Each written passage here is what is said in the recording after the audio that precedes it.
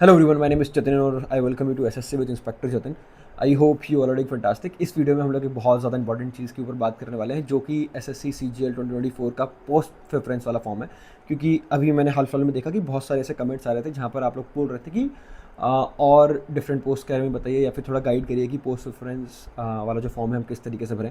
और आपका इस चीज़ को लेकर इतना सोचना भी बिल्कुल जायज़ है, क्योंकि यहाँ पर अगर आप गलती करते हैं ना तो हाई चांसेस रहेंगे कि आप जो एसएससी एग्ज़ाम्स का जो ये ट्रैप है उसमें फंस जाएं और आप दोबारा से फिर एग्ज़ाम दें, फिर दोबारा दें, फिर दोबारा दें, फिर दोबारा दें। तो इस चीज़ को आपको काफ़ी ज़्यादा ध्यान में रख के फॉर्म भरना है। तो मैं आपको इसमें एग्जैक्ट ये तो नहीं बताऊंगा कि इसको इधर रखिए, इसको ये रखिए, इसको इधर रखिए। मैं बट इस वीडियो के एंड तक आते हुए आपको ये बता दूंगा कि मेरी क्या प्रेफरेंसेस रहेंगी, एक थोड़ा सा ब्रीफ में। और साथ में आपको मैं ये चीज़ें बता देता हूँ कि आपको किस किस चीज़ को भी ध्यान देना है अगर आप पोस्ट प्रेफरेंस वाला फॉर्म भर रहे हैं। अगर इस चीज़ को आप ध्यान नहीं देंगे ना तो मैं लिख के दे रहा हूँ, आप दोबारा से सीजीएल के एग्ज़ाम में बैठेंगे और आप रिग्रेट करेंगे कि मैंने ये क्यों ले लिया, मुझे इससे अच्छा ये लेना चाहिए था। क्योंकि मोस्टली लोग, उनकी रैंक होती है, उनके नंबर होते हैं, उनको वो चीज़ मिल रही होती है, बट स्टिल वो चीज़ नहीं ले पाते और फिर बाद में रिग्रेट करते हैं कि सेम मार्क्स थे, ये ले लेना चाहिए था। ठीक है, तो let's dive into the video. देखिए, सबसे पहला, नो मैटर आप किस भी तरीके से फॉर्म भर लें, किस भी तरीके से फॉर्म भर लें, कोई सी भी पोस्ट को ऊपर रख लें, अगर आपकी आदत कंपेयर करने की है कि यार ये अच्छा है, ये अच्छा है, ये अच्छा है, तो आप बाद में खुश नहीं रहेंगे। आप ये सोचेंगे कि इवन तो अगर आपको जीएसटी इंस्पेक्टर मिल गया, आप सोचेंगे कि काश यार एग्ज़ामिनर भर देता, पोस्ट के पास रहता, थोड़ा ज़्यादा पावर रहती, काश ये भर देता, काश वो भर देता। ठीक है, तो ये सब चीज़ आपके पास रहेंगी, बट जो सबसे ज़्यादा आपको प्रेफरेंस देनी है मेरे हिसाब से वो ये रखिए कि आपको अपना होम स्टेट मिले। ठीक है, अगर आपको होम स्टेट मिलेगा वो बहुत अच्छा रहेगा। अगर आपको 4600 गेट पे में आपका होम स्टेट मिल रहा है ना, तो आप एसएससी के ट्रैप से बाहर जा सकते हो, आप यूपीएससी की तैयारी कर सकते हो। अदरवाइज़ अगर आपने सपने सोच सजाए हुए हैं कि मुझे यूपीएससी की तैयारी करनी है और अगर आप अपने होम स्टेट में नहीं हो ना, तो आप दोबारा से एग्जाम दोगे। बट अगर आप अपने होम स्टेट में, जो आपकी सिटी है या टाउन है, अगर आप टाउन से आते हैं जहाँ पर कोई एक अच्छा ऑफिस नहीं है, तो आपके लिए ये मैटर नहीं करेगा कि मैं कौन से स्टेट में हूँ। लेट्स से अगर आप मान के चलिए आप एमपी, मध्य प्रदेश के कोई छोटे से तहसील में है जो गुजरात और राजस्थान की बॉर्डर के पास आता है, तो Bhopal zone in GST select करने से बेटर ये रहेगा कि आप राजस्थान गुजरात ले लें, क्योंकि आप घर आसानी से पहुँचेंगे। बट अगर आप बस मेन सिटी में रहते हो ना, तभी जाके आप सोचो कि क्या मेरे ऑफिस का यहाँ पर या फिर जो मेरी डिपार्टमेंट है उसका यहाँ पर ऑफिस है, तब मैं लूँ, यहाँ पर नहीं लूँ। अभी जो चल रहा है कि जो डिवीजन अकाउंटेंट है उसमें आपके पास काम नहीं है, आपके पेन में बहुत ज़्यादा पावर है, ये है वो है, बट उसमें आपको यही क्लैरिटी नहीं है कि कहाँ पर कितनी वैकेंसी है। मान के चलो अगर आपकी रैंक 400-500 के आसपास बन रही है और बाकी सबने यहाँ पर भर दिया और आपको अपना होम स्टेट ही ना मिले, उसमें एक या दो वैकेंसी हो, वो पहले ही भर जाए, या फिर वो भी वैकेंसियाँ ना हो आपके स्टेट में, तो इससे बेटर ये रहेगा कि जहाँ पर आपको क्लियरिटी है कि यहाँ पर इस स्टेट में इतनी वैकेंसी है, क्या मुझे ये वाला स्टेट मिल सकता है, तो वो आप भरो। ठीक है, तो मैं आपको अगर एक सजेशन दूंगा, सबसे पहले अगर आपको अच्छे पैसे कमाने हैं, अच्छी लाइफस्टाइल जीनी है, तो go for SO in MEA. ठीक है, वो एकदम ठीक है, क्योंकि वहाँ पर आपको एटलीस्ट सैलरी ज़्यादा मिलेगी, आप लोगों को दिखा भी सकते हैं कि देखो मैं फॉरेन घूम रहा हूँ, मैं ये कर रहा हूँ, वो कर रहा हूँ, जो सोसाइटल प्रेशर है वो भी नहीं आएगा, सैलरी भी आपको अच्छी खासी मिलेगी। उसके बाद कम टू जीएसटी इंस्पेक्टर। ठीक है, ये मैं तब बोल रहा हूँ जब आपको दिल्ली जाने में कोई दिक्कत नहीं है। अगर आपको अपना होम स्टेट चाहिए ना, तो 100% आग बंद करके जीएसटी इंस्पेक्टर ही भरो, क्योंकि उसमें आपको क्लियरिटी तो है कि आपको यहाँ यहाँ मिलेगा। और जाके सीबीआईसी की वेबसाइट पे, सीबीडीटी की वेबसाइट पे, सब जगह पे ये चेक करो कि कहाँ कौन से डिविजनल ऑफिस है। लेट्स से अगर मैं एमपी से हूँ तो एमपी में कौन से ऑफिसर्स हैं जहाँ पर मेरा डिपार्टमेंट बैठता है। ठीक है, ये चीज़ आपको जानकारी रखनी है, आपको R&D करना पड़ेगा, खुद से रिसर्च करो कि मुझे कौन सी चीज़ें हैं, कहाँ कहाँ पर मेरा ऑफिस है, कहाँ कहाँ पोस्टिंग हो सकती है, कितने कितने साल में कमिश्नरेट के बाहर पोस्टिंग होती है, कहाँ पर कहाँ जाना पड़ेगा। फिर उस हिसाब से अपना डिसीजन लेना, ना कि बस आप कोई रैंडम वीडियो देखें। और एक और बात गाइस, इस वीडियो में और आगे बढ़ने से पहले मैं आपको इंट्रोड्यूस करना चाहूँगा किरण पब्लिकेशन की मैथ्स की 2025 की लेटेस्ट एडिशन वाली बुक के साथ। इस बुक में एक सबसे अच्छी खासियत है, और वो खासियत ये है ना कि इस बुक में एआई का फीचर आया हुआ है, एआई इनेबल फीचर डाला हुआ है। मैंने कुछ दिनों पहले एक वीडियो बनाई थी कि किस तरीके से आप एआई की मदद ले सकते हैं अपनी सीजीएल की प्रिपरेशन में, अपनी एसएससी की प्रिपरेशन में, और किस तरीके से आप कॉम्पिटिशन बीट कर सकते हैं। ये बुक उसी में एक एड ऑन मानी है उसी वीडियो में। इस बुक के साथ क्या है ना कि आप अगर तैयारी कर रहे हैं, आप एआई वाला फीचर यूज़ करेंगे, तो आपको आपकी वीकनेस, आपकी स्ट्रेंथ के हिसाब से क्वेश्चन दिखाएगा और आपके जो लूप होल्स हैं ना उनको भरने में बहुत ज़्यादा हेल्प करेगा। इवन आपको शॉर्ट ट्रिक्स बताएगा। अगर आप रिपीटर हैं और आपको क्या होता है, रिपीटर हैं, आप एक ही चीज़, एक ही मेथड, जो लेंदी मेथड है वो बार बार करे जा रहे हैं, एक शॉर्ट मेथड से नहीं कर रहे हैं, तो आप बस वही सेम चीज़ आप करते रहते हैं। लेट से आपके नंबर 310 आए तो हर बार वो 310 310 310 300 300 300 ही आ रहे हैं। तो अगर आपको इससे आगे बढ़ना है ना, तो आपको एआई की हेल्प लेनी चाहिए क्योंकि वो आपको बता पाएगा कि कौन सी जगह पर मैं हेल्प कर सकता हूँ।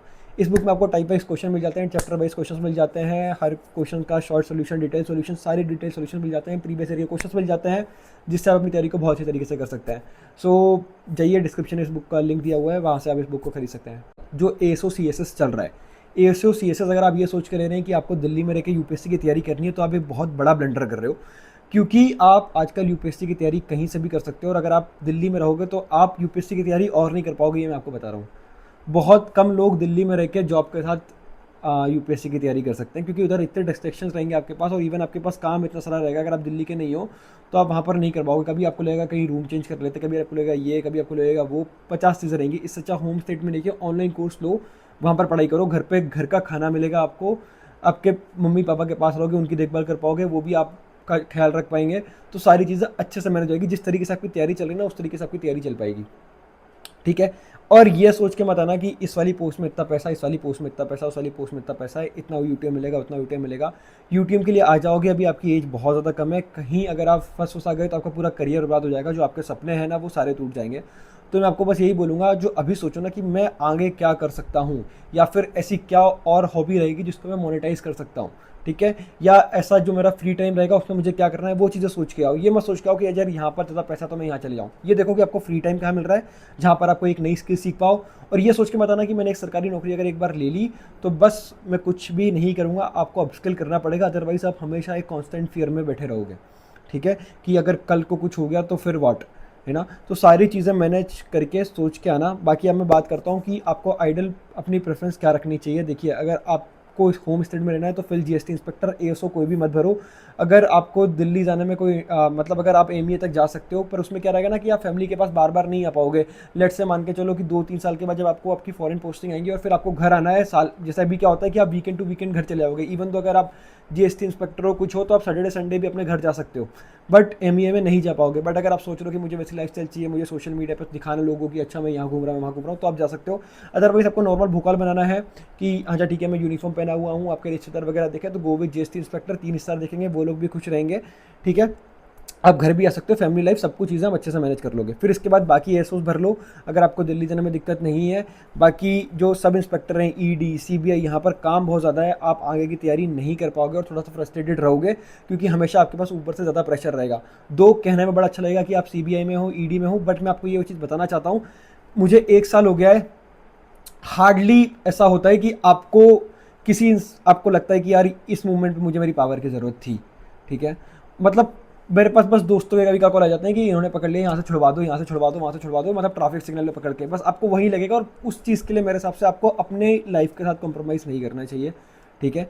बस मैं बोलूँगा, एक देखो कि मेरे को सुकून वाली नौकरी कहाँ मिल रही है, क्योंकि आप गवर्नमेंट नौकरी में सुकून के लिए आ रहे हो, ठीक है। उसके बाद देखो कि मेरे पास फ्री टाइम मुझे कहाँ मिलेगा, जहाँ पर मेरे को अगर कोई सेफ चीज़ भी करनी है, मुझे करप्शन करे बिना मैं अगर कोई अच्छा सेफ ऑप्शन जनरेट करना चाहता हूँ, अगर मैं सोसाइटी की रियली हेल्प करना चाहता हूँ या फिर आगे पढ़ना चाहता हूँ, तो मैं वो चीज़ें कर पाऊँ, ठीक है। अगर आप ये सोच के आओगे ना, तो अपनी जॉब से भी हैप्पी रहोगे, सेटिस्फाइड रहोगे, और आगे आप अपने करियर में भी बढ़ पाओगे। क्योंकि अभी मैं देख रहा हूँ बहुत सारे लोग हैं जिनका प्रोविजन पीरियड कंप्लीट नहीं हुआ है और करप्शन चार्जेस में वो पकड़ाए जा रहे हैं। सो आप सोचो ना, आपकी प्रोविजन क्लियर होगा आपका, ना ही या फिर आगे कोई एग्ज़ाम में बैठ पाओगे, और बहुत सारी दिक्कतें हो जाएंगी। फिर देन अगेन आपको प्राइवेट सेक्टर में आप स्विच करते रहो, उसमें भी आपको एक्सप्लेन करना पड़ेगा कैसा मेरे साथ क्यों हुआ, ठीक है।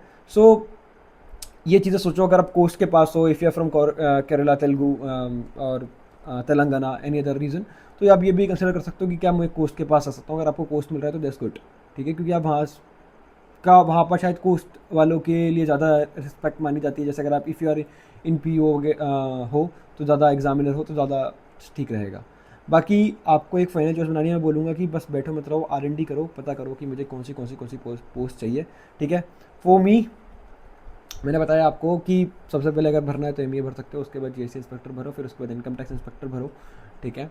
और ऐसे करते करते इतना मत जाना कि आपको, अगर आपके नंबर ज़्यादा ही कम आ रहे हैं ना, तो फिल PSA एंड TA, ठीक है, अपने होम स्टेट में रह के, क्योंकि अगला बार जो CGL आने वाला है उसकी आप प्रिपरेशन सही से कर पाओ, ठीक है। बाकी जो IB है, FHQ है, इनकी मत भरना, लाइफ थोड़ी सी आपकी ज़्यादा परेशान भरी हो जाएगी।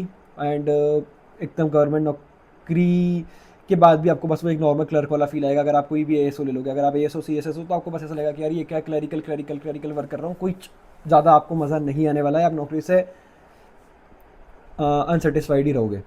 So guys, that's it in this video. I hope थोड़ी बहुत आपके लिए हेल्पफुल रही हो। बाकी आप लोग मुझे कमेंट सेक्शन में बताइए कि आप किस पोस्ट को टारगेट कर रहे हैं। बाकी मिलते हैं अगली वीडियो के साथ, लेते हैं, bye take care, see you soon, signing off, Sachin Devadiya.